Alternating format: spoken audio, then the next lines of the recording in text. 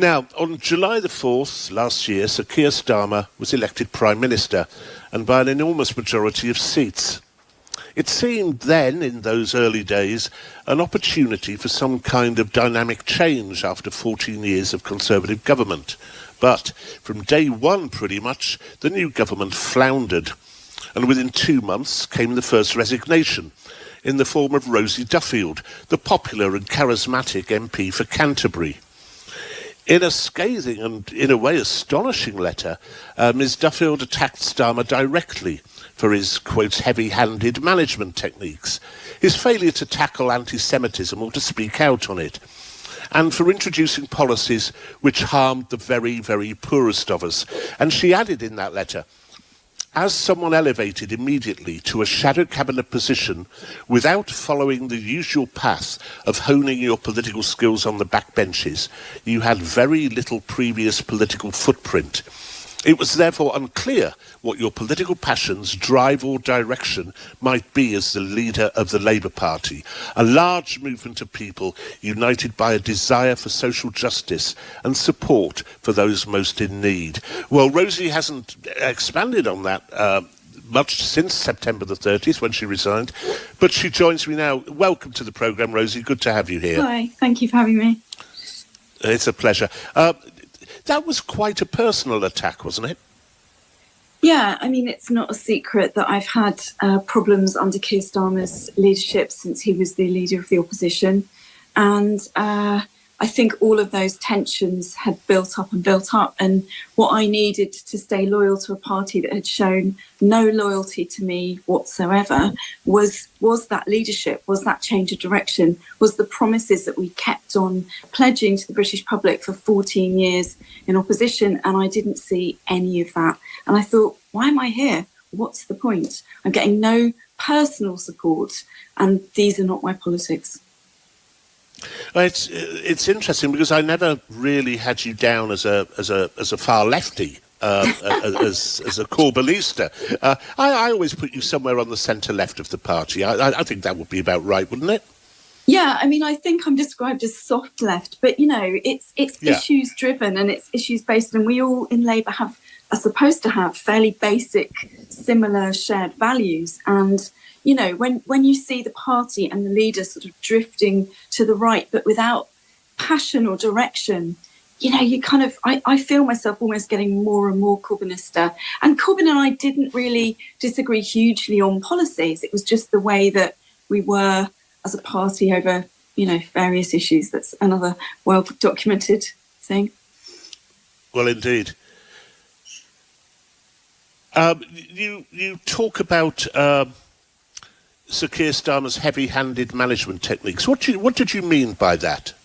I mean, obviously everybody has to follow the whip. That's the system in Parliament. I mean, it's a sort of, I think in any other workplace it would be called bullying. But, if you don't go along with the party lines. But, Jeremy Corbyn had a very different style, and the team around him had a very different style. And he himself had rebelled from the Labour whip about, I think it was over 500 times. So he was someone you could talk to. If you had a problem with an issue or a particular vote, you could sit literally in the voting lobby on the benches behind the chamber and have a chat with him about it. And that's never been the case with Keir Starmer. He sort of dictates from above. And when you think he only had 204 opposition MPs before this general election, it would have been quite easy to have a dialogue with us backbenchers, to have conversations about issues or as they came up on a sort of vote-by-vote basis, and he didn't. We used to get these sort of the whip, and it was very strict, and obviously now it's impossibly strict. I mean, nobody's allowed to even raise any questions or objections, let alone vote against the whip. And as soon as you do, even with an enormous majority, we've seen him suspend MPs for several months. I suppose what you would say in his defence is that these are some of the accusations which were also made about the Blair government, 97 to 2002, that it was a kind of not even a cabinet government, but Tony Blair and a handful of people deciding things on a sofa in 10 Downing Street. It is a method of governing, isn't it? I mean, it's just one which makes it difficult for backbench MPs. I think, yeah. And if you did have a grasp as a leader and a prime minister of where the country is, which is kind of all over the place, the country did not put an overwhelming majority of Labour MPs in the House because they were necessarily, wanting Keir Starmer's vision. It was a rebellion against the Tories and 14 years of various mistakes. So I think if you wanted to understand the electorate, you'd also listen to the constituency MPs, especially some of those seats we haven't had for a while. So this dictating downwards doesn't get you to understand how the public and how our constituents are feeling about issues. We're the best place to tell you that, not some staffers on a sofa, as you just described it, in Downing Street, because they're not out talking to people as we are every single time we're in our constituencies and every weekend. So I just think it doesn't work, and you start to lose the electorate really quickly, and we're seeing that. Do you know what Sir Keir Starmer's political philosophy is? Because I've been hunting around to see if I could find one, and have so far come up a bit short. I mean, I don't really know what he stands for. Do you? No, not at all. I mean, I've worked with him for 7.5 years, and I couldn't tell you his raging political passion or burning feeling on any issue at all. And that goes for a couple in his cabinet as well. He's kind of chosen the sort of people that sometimes don't have, an enormous passion over something and a political philosophy.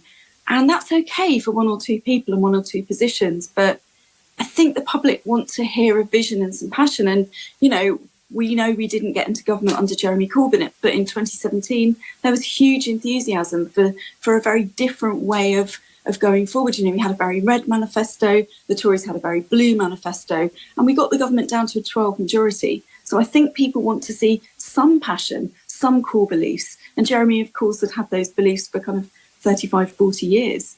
We don't know anything much about Starmer and what drives him. No, and it was generally considered to be, those first 100 days of the new government, pretty disastrous. And do you think that the disaster was of Sir Keir Starmer's own making, or do you think he was unlucky with world economic pressures and so on? Or could he have guided the party better during that traumatic time?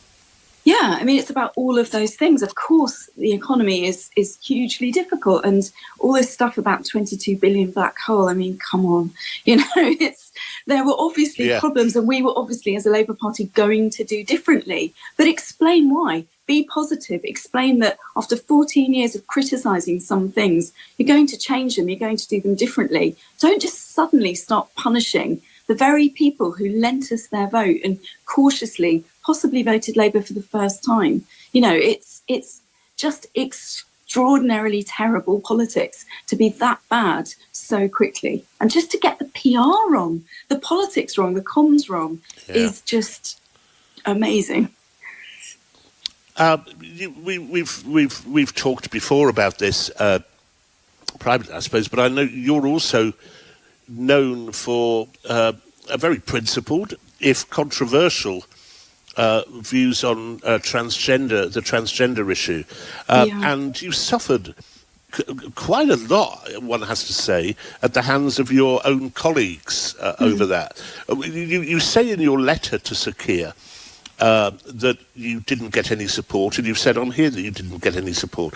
Well, what was Starmer's reaction to you when you made this? Just for the benefit of the listeners, Rosie Duffield has long held the position that there are two genders, and that while we have to be respectful to those who are transgendered, someone who transgenders into being a woman isn't an actual woman, but still needs to be respected nonetheless. That's roughly where you are, isn't it, Rosie? Yeah, absolutely. I mean, I just say there are two sexes. I don't really care how many genders there are. I think that's that thing that some people get taught at schools now, that there are 70 genders. I don't really care about that. If you want to dress up as a dog or a fairy or whatever it is, and you have a problem with your gender, that's fine, and if you want to call yourself they, them, absolutely go ahead. If you're confused about how you feel, why should I have any say on that? But there are two sexes for the purposes of the NHS and sport and prison services and women's only spaces. So I think that's fairly basic, and most of the public agree with that. So what problems did you have within the party over that issue? Ah, my goodness.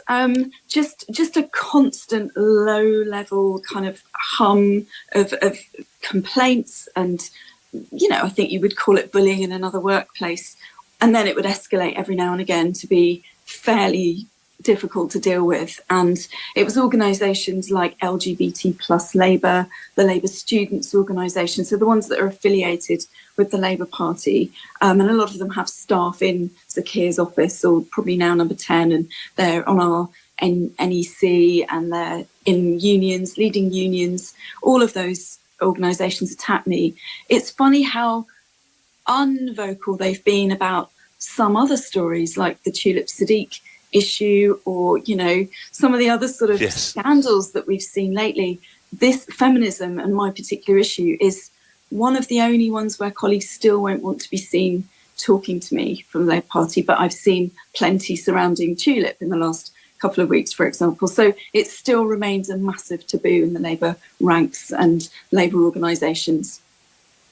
I'm still not sure if we've discovered whether Sir Keir thinks ladies have a penis or not. No idea. People have asked him plenty. No one's really got any idea, have they? Well, was he receptive when you brought complaints or worries to him about how he was treated? Absolutely not. Absolutely not. I mean, it's lovely that his neighbour Tulip, who I've always been fairly friendly with, it's lovely that she got a letter saying that the door is always open, and it's been well known in Labour Party circles, and particularly in Parliament, that they are incredibly close. She can basically get whatever position in the cabinet or shadow cabinet that she wants to. But I have never had so much as an acknowledgement, an apology for the way that Labour organisations have treated me, and for the lengthy and very expensive investigations that the Labour Party have put me through. I've never had any acknowledgement of that from Keir. Oh, that's incredible. I've got to ask you this one last question, because it's come up today, and I think it's quite interesting, because I know that both you and I share an interest in it, which is a Conservative amendment suggesting that mobile phones should be banned in all schools. Yeah. I guess you'd go along with that, wouldn't you? Yeah, I mean, I would. Like you said, we're connected with a lot of people who've been parents groups who've been really active on this. And I'm talking to children and people that my sons know, they're 21, 25, and younger kids in my own family who just don't want to have the burden of that sort of peer pressure. And I went to a school last Friday, did a talk in the evening, and they kept saying that the brilliant thing about their school was that they had to lock their phones away. They felt free. Sometimes, young adults, kids will tell us they know that they would like those boundaries imposed by us. We take the pressure off them. I think it's our job to do that. Do you think that amendment stands a hope? I know that there's a Labour MP bringing forward a private members bill, and I'm going to support that. I'll have a look at that amendment and see the kinds of people that are supporting it. I will probably support it. I can't think of a reason why not to. Let's hope so. Let's hope the people that also support the Labour private members bill will think of supporting this. Brilliant. Rosie, it's been lovely talking to you. Thank you so much for coming on, and best of luck for the future. See you soon.